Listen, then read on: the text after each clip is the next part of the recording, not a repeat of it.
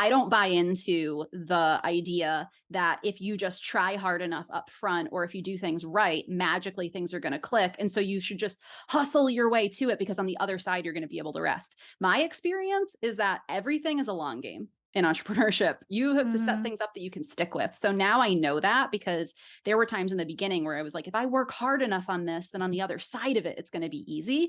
And now I know it's actually about settling into the process and setting things up that work for you, that you like doing enough that you can keep doing them long term, and also having systems set up so that if there's things that have to happen that you really hate doing, maybe you can hands them off to somebody who is Right. really great at them and who likes doing them. Hey, you know what? Some of us entrepreneurs, when we start to feel overwhelmed, we usually go straight to, I am going to hire a virtual assistant. And then we find ourselves stressed about managing our virtual assistant or unsure how to even allow that person to support us. And there are actually a couple of steps that you should do before you hire someone to help you in your business, especially, hiring a virtual assistant. And most business owners usually skip those steps, you know, and they go straight to hiring a virtual assistant. So that's why in this episode, we are going to talk about just that. We are going to talk about 3 steps to establishing supportive processes and why supportive processes are the foundation to effective systems, operations, and delegation. I have a guest today, and we're going to be talking about, different topics about delegation and of course, creating processes in place before you hire a virtual assistant. Her name is Brooke Monaghan. She is a consultant, mentor, and podcaster who helps entrepreneurs and leaders bring their greatest gifts to the world, align with their values, and honor the lifestyle that they desire. Her work focuses on helping business owners and team leaders unlearn the conditioning that has them ditching their instincts, intuition, and integrity in favor of doing business the right way. So, in this episode, like what I said, you're going to learn a lot about what to do before you hire somebody to help you in your business. So, let's get started. Hey, Brooke, welcome to the Master Delegator Podcast. I'm so excited for you to be here, and I'm so excited to learn more about what you do, especially your mentorship group. And, I know that we're going to be discussing different kind of things today, including delegation as well, and also building the right system and processes in order for an entrepreneur or a business owner, scale or grow their business. But before we dive right in, why don't you tell us a little bit about yourself, what you do, and what is your story? Sure. Thank you, Chrissy. I'm always so grateful when people share their platforms with me. So much gratitude to you for You're having welcome. me. Yeah. So my name is Brooke Monaghan. I am a business and management coach. So I work with founders and managers of values-driven organizations, whether it's entrepreneurs who are starting businesses where they really want to create a change and do something that's in line with their values, or people who work within organizations that are already creating change. And I help them to do one of two things depending on where they're at in their journey. So for people who are kind of just starting out and getting their businesses established, I'm really there to help them build their business in a way that is actually sustainable for them and values aligned, and gives them the things that they thought that they could get from being an entrepreneur, which usually is not running yourself into the ground. Right. Though many of us have a well-worn path of going through that. Yeah, Um, right. and then for managers, whether it be founders of those businesses who are more established and are bringing on or growing their teams, or people in those organizations, I really help them with the leadership skills that it takes to create effective and efficient teams. And I come from a process improvement background. And so that's a huge part of what I bring into a lot of the work that I do is there's the coaching, but I'm also, we always end up talking about systems and processes and that as well, because I think that especially when you're bringing people on or you're trying to delegate, having a process that everybody can come back to is like a solid foundation is so essential. So my story, a little bit about my story, I actually come from I went to school for entrepreneurial management. I always knew I wanted to work for myself. I always knew that I was going to start a business, but I always felt like I didn't know what my thing was because I was obsessed with entrepreneurship.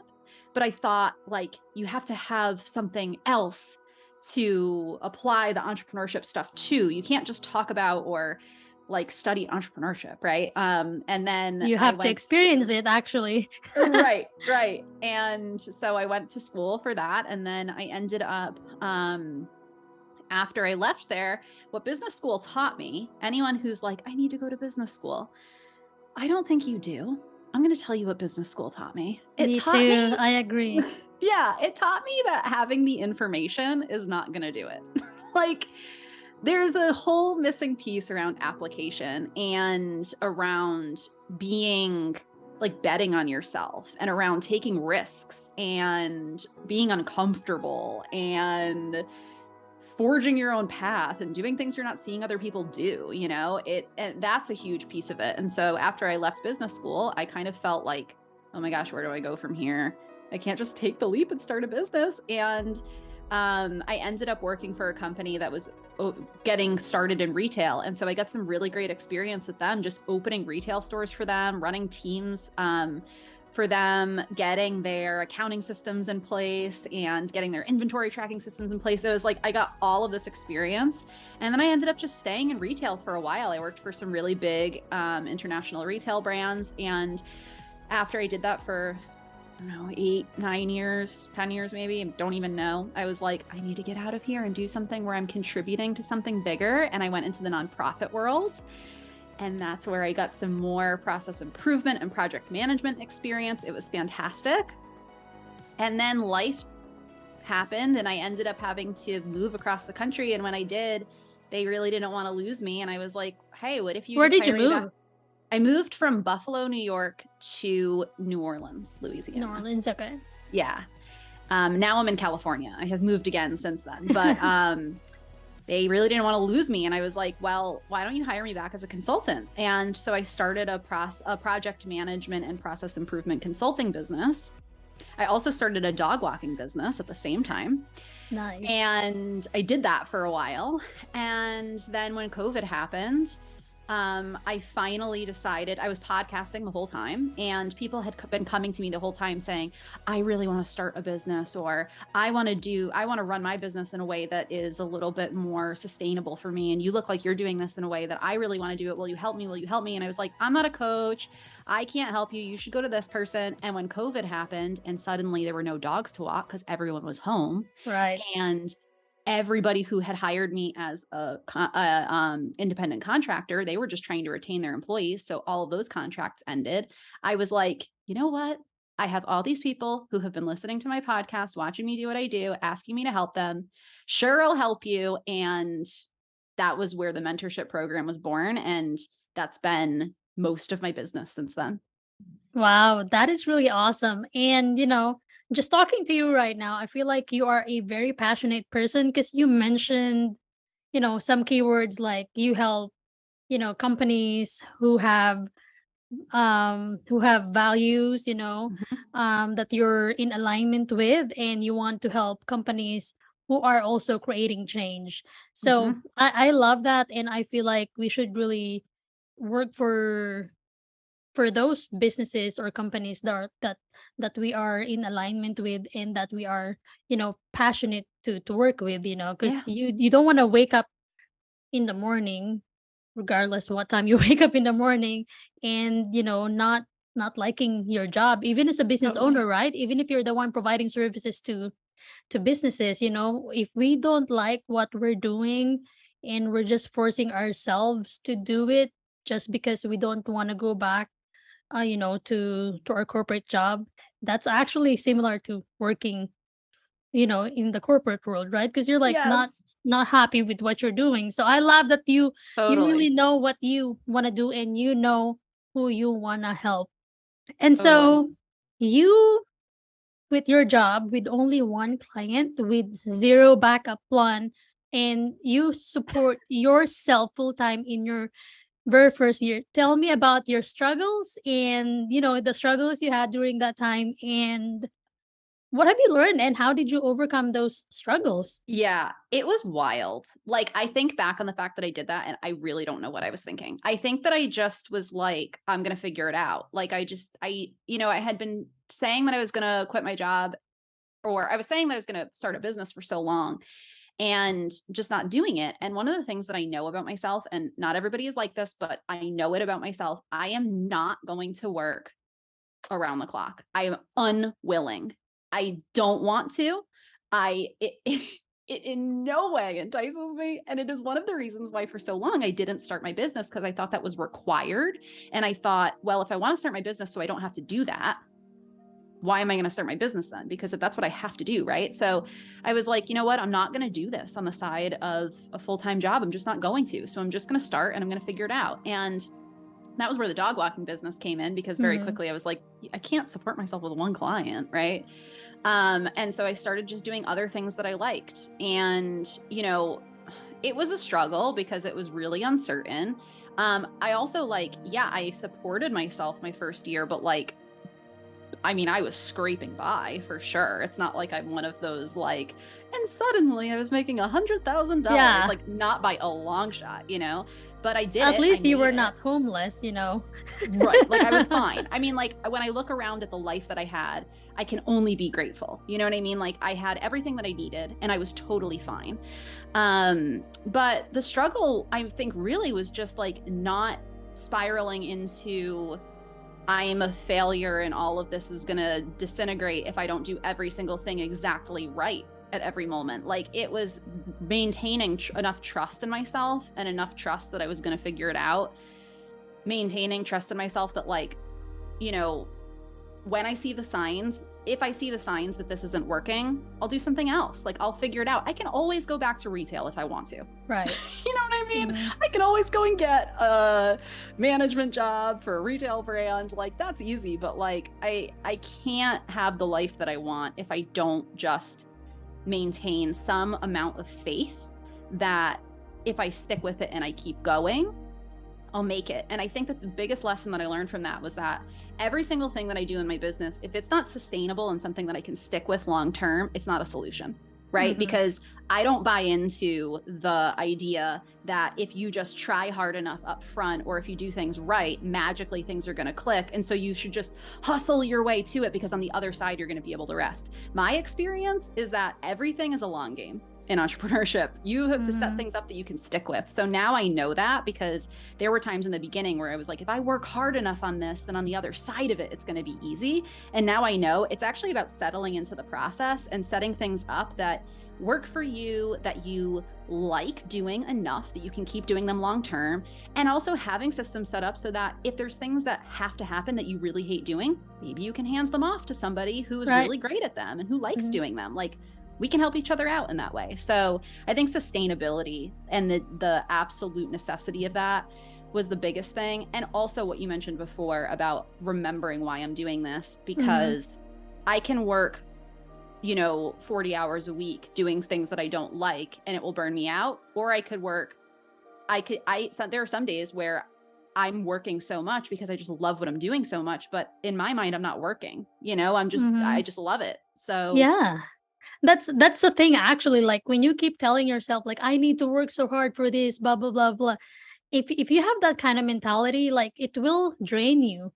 I yeah. mean, I honestly don't think that I'm working hard for my business, although I am, but I don't want to say I'm working hard for my business because I love it. It's like when you love something, you don't think you're working hard, right? You're like, Yeah. "Oh, I had five meetings today. I feel like I can still work." Like even Right. though 5 meetings a day is already draining, but you're like fueled, you're very passionate about what you're doing. So you don't really feel like you're working hard. It's like very normal to you already. It has became it has become part of your lifestyle already. So the mentality of saying I need to work hard every day, blah blah blah. It's like, I mean, yes, I probably did say that during the first year of my business, but Hmm. you will outgrow that mentality as actually, because entrepreneurship, even if you're in the business for more than 20 years already, the hardship does not end after 5 or 10, 20 years. Like, it's So true. forever. So Yep. you really gotta have to embrace it. So saying I'm gonna work hard today, it's like you're gonna work hard forever, so not just today, so you really have to embrace it. So what you said really makes sense. So I want to talk about, since you already mentioned, about processes, having the right processes in place. I want to talk about what a business owner should do first before hiring a virtual assistant. Mm. Sometimes when we're like so tired and overwhelmed, we say to ourselves, "Oh, if I can only have somebody to help me, if I can only delegate this to someone." And then some people, they hire a VA or they add a team member to their team, and then they find out, sooner or later, they found out sooner or later that they're not ready to have a VA yet because they don't have systems in place and processes in place. Are you sick and tired of being overwhelmed and afraid you'll never scale your business? Meet Smart VAs. Unlike many virtual assistant agencies that only assign one dedicated virtual assistant, we provide flexibility for growing businesses by assigning a team of experienced virtual assistants that can do different tasks to support your continuous growth. Visit smartvas.online to book a free discovery call and start growing your business.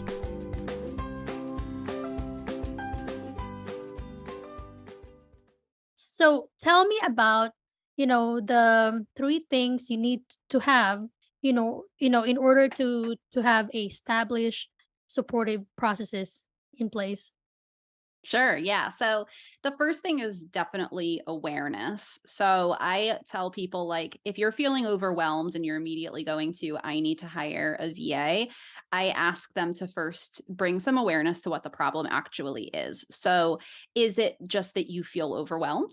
Because there are days when I feel overwhelmed and I just feel overwhelmed. And it's not actually it's not actually like a tangible issue that's going to be solved by somebody helping me. Now, if it's a chronic thing and you continue to feel overwhelmed, then I ask them to look at, like, what's really going on here? Like, what is actually getting done and what is actually not getting done? What are you actually spending your time on? Right. So, one of the things that I always advise people to do, like if they really have no idea what they need help with, is do a time study and take a look at how you're spending your time, because you might be surprised. You might find that you thought you were spending all of your time on this one thing that you hate doing. And you thought that because you hate doing it. And so, of course, it seems like you're doing a ton of it. It And seems forever, actually, even if it was just for 5 minutes, right? right. And actually, you might be spending a ton of time constantly going back and checking your email when you don't need to. Right. And or you could be spending your time doing other things that you didn't even realize you were spending all this time on. So I just think it's really important to do something like that, like a time study or some sort of observational kind of thing where you can take a look at how you're actually spending your time and what's actually happening in your business or not happening, what the issues actually are, where the bottlenecks actually are. So, is there a thing that when you get to that point in the process, that's where you start dragging your feet? Right. And that's the thing Mhm. that always kind of clogs things up. Doing that is going to allow you to get a sense of where it's going to have the most impact to bring somebody in to help you. And it doesn't necessarily need to be that you bring somebody in to help you with the things that are taking the most of your time. It could just be this thing takes 5 minutes, but you hate doing it. So you keep procrastinating. And if you just handed it to somebody who's great at that, you could just take it off your plate. So I think that that's the first piece, is don't just jump to solution before actually becoming aware of what the issues are and what's actually going on in your business. And I could go on forever about all of the ways to do I'm that and having sure. systems set up and all of that stuff and making sure that you're actually tracking your money and all of that Mm. kind of stuff. But we only have so much time. So from there, I say, then the next thing is to really establish like figure out what your strategy is. And this doesn't need to be you have every single thing figured out. But what I would say is, what are your goals and what are the things that you already know you want to do in order to hit those goals? So if some of your goals are, if one of your goals, for example, is to grow your email list, and you know that in order to do that, you need to be getting out on podcasts and you need to be posting on LinkedIn or posting on Instagram a certain number of times per week or month. And that isn't happening, right? Then you can look to that as a thing that you actually want someone to come in and help you with, versus what I think a lot of folks do is especially when they're kind of first feeling that feeling of overwhelm, is they have this long list of things that they think they quote unquote should do because someone somewhere said that they should do it, but they're not actually clear on how it actually lines up with their goals. So I would just say, get very clear on what your goals are and what are a few things that you want to be doing consistently to hit those goals. That's what a strategy is. It doesn't need to be some big elaborate plan all the time, but just action steps that are linked to those goals. Right. So those would be the first two things that I would say. And then from there, once you know what those action items are that link to those goals, that's where you can come up with a process. And process is so key, because that's how, when you do hire a VA, that's how you explain to that VA, here is exactly what I need you to do, right? You can't just hire a VA and think that they're going to be your business manager and your graphic designer and your copywriter and your this, and they're going to figure everything out for you. Like, that's not the way that it works. And people end up disappointed because they think that they can pay somebody like VA rates to do everything for them. Apparently I have feelings about this. But that's not the way that it works, right? For someone to do a great job as a VA, you need to be clear on what you actually need them to do. And you can't be clear on that until you have an idea of, okay, these are the things that need to happen, and these are the steps that it takes for that to happen. Now, I will say great VAs are often great process people. So I also say, you don't need to have it all figured out, and you can bring them in and let them, and you can correct me if I'm wrong because I'm not a VA, but I've seen this happen before. You can bring them in and give them some leeway and let them have an opinion on how to change the Yeah. process, because they probably have a better grasp on how it should go once they start doing it. But Mhm. have something in place, some idea for them to start with, because if you don't, you're going to have a person in front of you who's asking you what you need from them, and you're not going to know what to say. And then it becomes overwhelming to even set the person up to help you or manage the person, because you haven't actually thought through what you need from them yet. Which is a So, sad reality for a lot of business owners, actually. yeah. Yeah, it's frustrating, and it is I mean, that's why you're there, right? You help with processes. yeah, and you know, a big part of what I do is, like, especially when I'm doing management coaching or management consulting, is I'm helping people get a grasp on like what's actually going on in your business and how can you lead people effectively. And you can't lead people effectively if you don't actually know what you need them doing day to day, right? Like, and so that's a big part of it. And so I think that those are the three crucial things, and there's so much more in there, but that's where I would start. Awareness about what the problem really is, linking a strategy to goals, and then coming up with at least an outline for what that process can look like to get people started. Yeah, I love it. And I totally agree, especially with the last part, you need to have processes in place because your VAs or your team members are only as good as your processes. Mm-hmm. Mm-hmm. If you don't have processes in place, I mean, like what you said, there may be some VAs out there who will be able to help other business owners, establish their processes. Because some of my VAs, VAs are also not created equal. One VA may not be able to create a process for you, but the other VA might be able to Mm-hmm. help you depending on their expertise.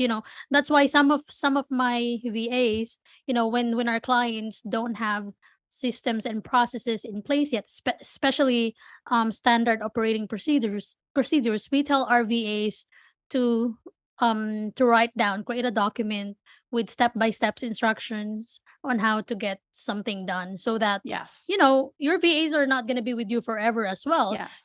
So people come and go, so you have to make sure that everything that you want your VAs to do is documented by them or by you, depending on the capability or the expertise of your virtual assistant. Mhm. Now you have a VA, Yes. and you said that your VAs stretch you to take off things off your plate. Mhm. So what do you mean by the word stretched? Like, because I Yeah. feel like that's very, I mean, to me, that's a strong word, and that, but I mean, it's not a bad word, but it's a good word because somebody's stretching you out, just challenging you. Mhm. So kind of explain that part. Yeah, I mean, I'm an overachiever. Like that's how I grew up. That's what made me successful in jobs that I did, was I was always the person who was going above and beyond. And I I am just the kind of person who feels like they need to handle everything all the time. And so having a VA was a stretch. It was a challenge for me to be able to be a little bit more hands off, like to be like, okay, I don't need to do all this on my own. I trust another person, that I am not such a unicorn that I'm the only person who can do this thing, right? Like somebody else can absolutely do this and they can probably do it better than me. And so handing that over and giving them the space to just trust that if I don't hear from them, I'm assuming everything's fine. I'm not going to freak out. I'm not going to get all up in my own anxiety and start getting nervous that things aren't going right. Some of us, myself included, and this is one of the things that I talk about with a lot of my entrepreneurs who are my mentorship program. The first time that things start to feel a little bit easier, the first thing it's going to do is it's going to feel different, and your nervous system is not going to like it. Like, even if it feels easier, I like that you said nervous system. It's like it's like your whole body really is adjusting to change. Yes, right? Yes. Your nervous system is like, something's wrong, something's not on your radar, you're missing something, something's going to get missed. And so, but if that's what you want, most of us started our businesses because we wanted some sense of freedom. If that's what you want, you need to get used to it. And so having a VA was a stretch for me to kind of align myself with this vision that I had of what my life could be like as an entrepreneur, and finally say, okay, I'm going to allow literally my body and my nervous system to adjust to this new reality where I don't have to be the person involved in every single thing to make sure that it gets done. That is tiring, right? Like, oh my gosh. If Yes. you want to micromanage and control everything. Yes. Yeah. And so, I mean, I don't know how other people can do that, Yeah. I mean, that's why a lot of people do end up experiencing burnout. And luckily, I came from a long management background. So I knew what it felt like. And I was pretty good at, I know that when you bring a new person on, you need to allow some space for bumps in the road. You need to allow some space for things to not go perfectly. And so I knew that. But I think that as somebody who maybe is doing this for the first time and doesn't have that experience, you might think if something doesn't go perfectly, you did something wrong. If something doesn't go perfectly, they did something wrong. And that's just not the case. Yeah. It's just a new skill set to shift into leadership versus being the sole contributor. Yeah, right. You need to really allow your team members, regardless if it's a VA or an independent contractor, you need to allow them to make mistakes. Otherwise, you won't be able to give them feedback, right? Right. And they won't be able to grow. One of my team members, she's actually our HR recruiter, and I told her, you know what, you have my 100% permission to make mistakes. I want you to own your responsibilities. I want you to decide on your own. And if there is something you've decided to do or you've implemented and it didn't go as smoothly as what we want, then that's okay. I don't think it's gonna affect the whole business. I don't think if you make a mistake today, then tomorrow the company is gonna go down. I don't think that's gonna happen. But it's okay to make mistakes, and so she feels confident now, and she is more proactive because she is not scared to make mistakes because she knows that it's okay to make mistakes. Yeah. But it's just a matter of knowing what you are able to compromise, when it comes to making mistakes. and what you are willing to risk. Mhm. If you are willing to risk something and in return there will be growth, then Mhm. I'm okay doing Mhm. that. And that I think shows like your confidence as I'm sorry, as a leader. Like that comes down to your confidence that like if something goes wrong, you're going to handle it. Right? Yeah. You're going to figure it out. It's going to be fine. And that's what it takes. I think like you probably had I am certain that you have better results going into things in that way because that gives your people the ability to kind of first of all, have you as a secure person Yeah. who like where they can go out and they can experiment a little bit and get good at their job and they know that like it's not all on the line for them. They can feed off of that confidence from you. And it also sets things up so that things are actually like it sets them up so that they can actually succeed, you know? There are a lot of people out here, there are a lot of coaches talking about the power of imperfection and talking about how imperfection is, perfectionism is going to hold you back. And yet, when you bring your first team member on, if you're holding your people to a standard of perfectionism, you're not living it. You need to That's where practice the real what you preach, yo. yeah, that real stretch comes in for sure. You might have tackled it for yourself, but then the second that somebody else is involved, it might come back, and that is your work to do as a leader. Yeah, that's true. It's like you tell people what to do, you tell people to make mistakes, that it's okay for them to embrace imperfections. But now when you're the one who experienced it, you're like, I don't really know what to do. Yes. Like you need to learn from what you've been telling other people. Yeah, imperfection is great when it's not in my orbit. Exactly, exactly. Oh my. Yeah. Yeah, before we wrap up, I'm Yeah. curious to know what's inside your mentorship group called The the Rulebreakers Rulebreakers Crew. Crew, and why you name it that way. Yeah. So I lead people through the process that I lead people through and the different offers that I have. I really look at this process as going from being a rule follower to being a game changer. And the middle ground in there is like learning how to break the rules. And I say this because so many people come into starting their business from this perspective that they have to get everything right. We get on the internet, we start getting all of this information about all the things to do. And now we have like this mile long list of things that we have to do in order to get it right. And if we just hustle enough and get it all right, it's going to work. And inevitably, we find out it doesn't work that way. And working with people who are really values driven and want to create change, part of my job is to help them understand that you can't create change by just going along business as usual. Like you have to start breaking some rules. You have to start doing things differently. You have to start showing up in integrity and in alignment with your values rather than just the way that you think that you quote unquote should. And you also have to do that in order to create a business that's sustainable because let's be honest. I mean, the work culture that many of us came up through is not a very people first, take care of yourself kind of culture, right? And we bring that into our businesses.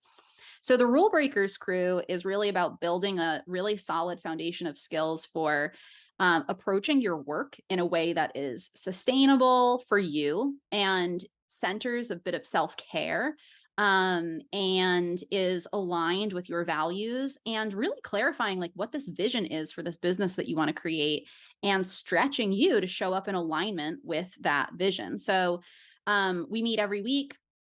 And when people first come into the program, they actually would come through what I call Transcend Your Dichotomy training camp first, which is my signature program where you get access to, it used to be a live top program, but now you get access to all of these modules that kind of teach you that foundational work.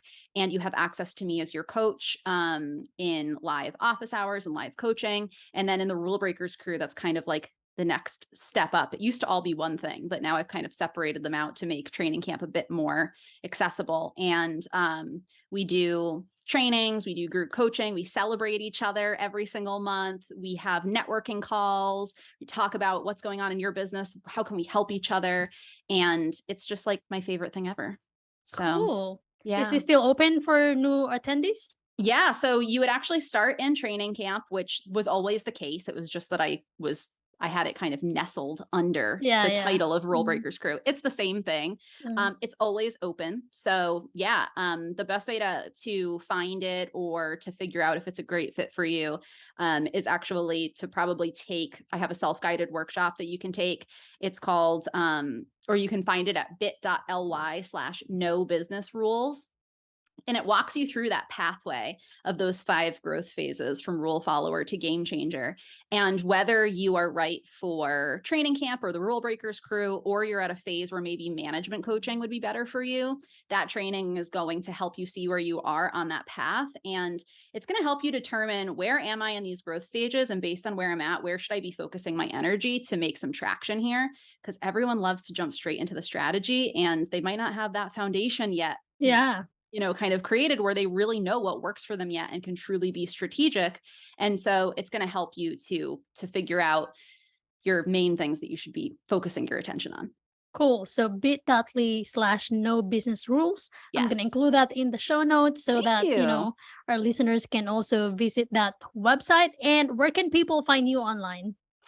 You can find me on Instagram, though I am not super consistently active on there, but that's where you hang up. If I that's where thought you I hang thought out, that's the name of your Instagram account. Like, you can find me on Instagram at I'm not super. find me on Instagram at I'm not active on Instagram. No, you can find me. It's at Briggs Monaghan.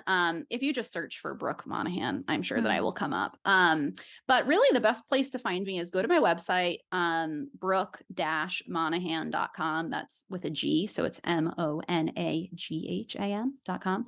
And everything that I've got is there. If you take that self-guided workshop, you land on my email list. If you don't want to take the self-guided workshop, I recommend just signing up for the email list, because that's actually where I am most consistent in sending out all of my good stuff. And I've got a podcast called Transcend Your Dichotomy. So you can check that out too if you're listening to podcasts. Yay, awesome. Well, super fun, just conversing with you, Brooke. And thank you so much for all the value that you've added to this podcast show. Well, let's keep in touch. Thanks, Christy. I appreciate you so much. Thanks.